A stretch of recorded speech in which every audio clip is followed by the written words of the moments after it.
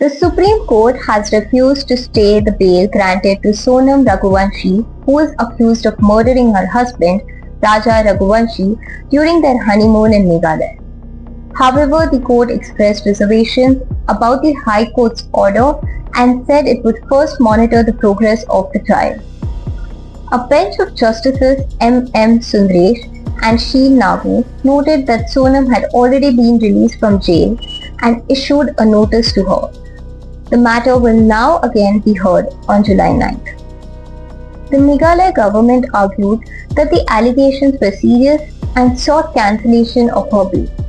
Solicitor General Tushar Mehta also referred to the recent Pune Fort murder case, saying accused persons should not get relief on technical grounds.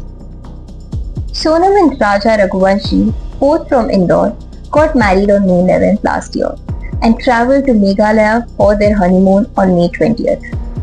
They went missing 3 days later.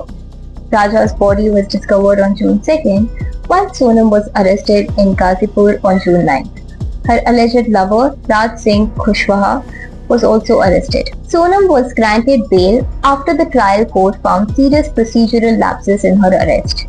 The court noted that police repeatedly mentioned the wrong section of the Bharatiya Nyaya Sanhita in arrest documents and failed to clearly inform her that she was being arrested for murder.